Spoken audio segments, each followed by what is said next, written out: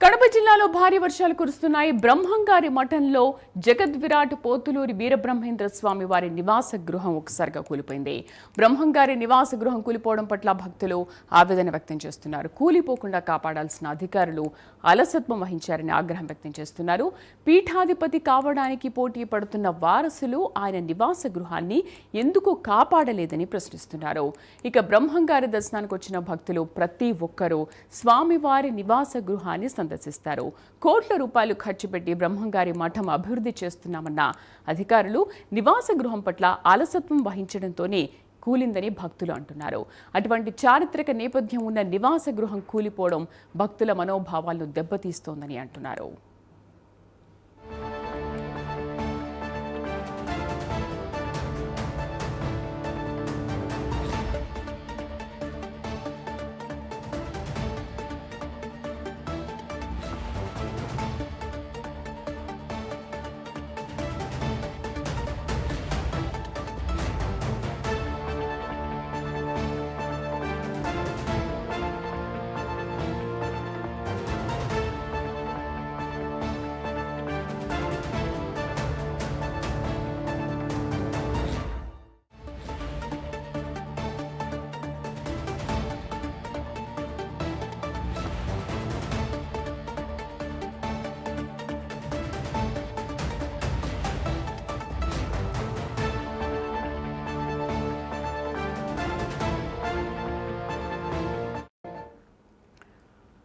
కడప జిల్లాలో భారీ వర్షాలు కురుస్తున్నాయి. బ్రహ్మంగారి మఠంలో జగద్విరాట్ పోతులూరి వీరబ్రహ్మేంద్ర స్వామి వారి నివాస గృహం ఒక్కసారిగా కూలిపోయింది. మనం ఆ దృశ్యాలను చూస్తున్నాం.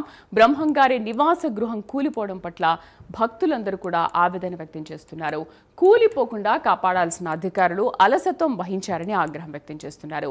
పీఠాధిపతి కావడానికి పోటీ పడుతున్న వారసులు ఆయన నివాస గృహాన్ని ఎందుకు కాపాడలేదని ప్రశ్నిస్తున్నారు. అయితే బ్రహ్మంగారి దర్శనానికి వచ్చిన భక్తులు ప్రతి ఒక్కరు కూడా స్వామివారి నివాస గృహాన్ని సందర్శిస్తారు. కోట్ల రూపాయలు ఖర్చు పెట్టి బ్రహ్మంగారి మఠం అభివృద్ధి చేస్తున్నామన్న అధికారులు నివాస గృహం పట్ల అలసత్వం వహించడంతోనే కూలిందని భక్తులు అంటున్నారు. అటువంటి చారిత్రక నేపథ్యం ఉన్న నివాస గృహం కూలిపోవడం భక్తుల మనోభావాలను దెబ్బతీస్తుందని అంటున్నారు. ఇక పూర్తి సమాచారాన్ని మా కరెస్పాండెంట్ సుధీర్ అందిస్తారు. సుధీర్, అసలు బ్రహ్మంగారి నివాస గృహం దగ్గర పరిస్థితి ఏంటి? ఒక్కసారిగా ఎందుకు కూలిపోయింది? అది కూలిపోయిందా వర్షానికి, లేకపోతే ఎవరైనా కూల్చేశారా, వారసులు ఏమైనా అలా చేశారా ఏంటి? అంటే భక్తులు కూడా ఆగ్రహం వ్యక్తం చేస్తున్నారు కదా. సో దీంట్లో ఎవరి తప్పిదం ఉంది అనుకోవచ్చు? చూసుకుంటే కనుక ఏదైతే కాలజ్ఞానం కాలజ్ఞానం పోతులూరు వీరబ్రహ్మ స్వామికి సంబంధించినటువంటి ఆయనకు సంబంధించినటువంటి ఇల్లు ఇవాళ అయితే కనుక పూర్తి స్థాయిలో కూడా కూలిపోయిందని చెప్పుకోవచ్చు. అయితే ముఖ్యంగా మనం చూసుకుంటే కనుక ఇక్కడ అధికారులు చెప్పేదాన్ని బట్టి చూసుకుంటే కనుక అయితే గడిచిన 2 రోజుల నుంచి కూడా మనం చూసుకుంటే కనుక ఏదైతే హుదూద్ తుఫాను ప్రభావం కారణం వల్ల పూర్తి స్థాయిలో కూడా గడిచిన 2 రోజుల నుంచి కూడా పూర్తి కూడా ఏదైతే ఇల్లు కూడా పాడుపడ్డంతా కూడా పూర్తి స్థాయిలో కూడా ఆ గోడలు కూడా కూలిపోయాయని చెప్పి ఇక్కడ ఉన్నటువంటి అధికారులు చెప్తున్నారు. అలాగే బ్రహ్మంగారి నివాసాన్ని గృహాన్ని కాపాడుతున్న అధికారులు కూడా ఇక్కడ పూర్తి స్థాయిలో కూడా అలసత్వం వహించారని చెప్పి భక్తులు కూడా పెద్ద ఎత్తున కూడా ఆగ్రహం వ్యక్తం చేసే పరిస్థితి ఉంది. అలాగే మరోపక్క మనం చూసుకుంటే కనుక ఇక్కడ గడిచిన కొన్ని సంవత్సరాల క్రితం కూడా ఏదైతే ఇక్కడ ఉన్నటువంటి పీఠాధిపతి కూడా ఆయన మరణించడంతో కూడా ఇక్కడ పీఠాధిపతి అధిష్టానం కోసం కూడా ఇరు భార్యలకు సంబంధించిన కొడుకులు కూడా పుస్తకాలు కొట్లాడుకున్న పరిస్థితి ఉంది. అలాగే ఈ వారసులు కూడా ఆయన నివాస గృహాన్ని కూడా కాపాడుకోవలేకపోవడం ఏంటని చెప్పి అక్కడ ఉన్నటువంటి భక్తులు కూడా ప్రశ్నిస్తున్న పరిస్థితి ఉంది. బ్రహ్మంగారి దర్శనానికి వచ్చినటువంటి భక్తులు కూడా పూర్తిస్థాయిలో కూడా స్వామివారి దర్శనానికి వచ్చినటువంటి వాళ్ళు కూడా ఏదైతే స్వామివారి గృహాన్ని చూడాలనే నేపథ్యంలో కూడా అక్కడికి వెళ్ళిన పరిస్థితులు కూడా అక్కడ ఏదైతే గోడ కూలిపోయిన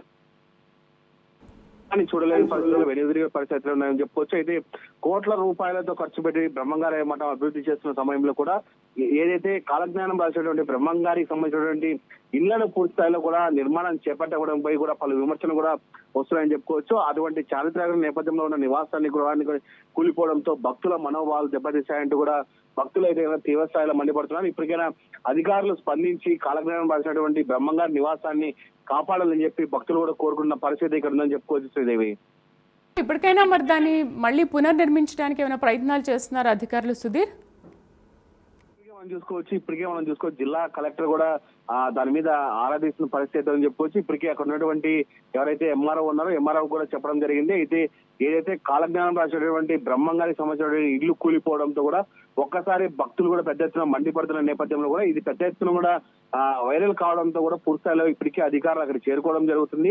దీనికి సంబంధించినటువంటి ఏదైతే ప్రహరీ గోడ కావచ్చు, ఆయన ఇంటికి సంబంధించిన గోడ కూలిపోయిందో దాన్ని పూర్తిస్థాయిలో నిర్మిస్తామని చెప్తున్నారు. అయితే ముఖ్యంగా ఇది దాదాపుగా కొన్ని వందల సంవత్సరాల కింద నిర్మించిన గోడ కావడంతో ఇది కూలిపోయిందని చెప్పి అధికారులు చెప్తున్నారు. దీనిపైన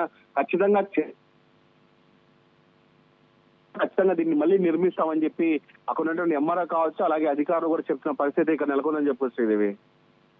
thank you for the updates.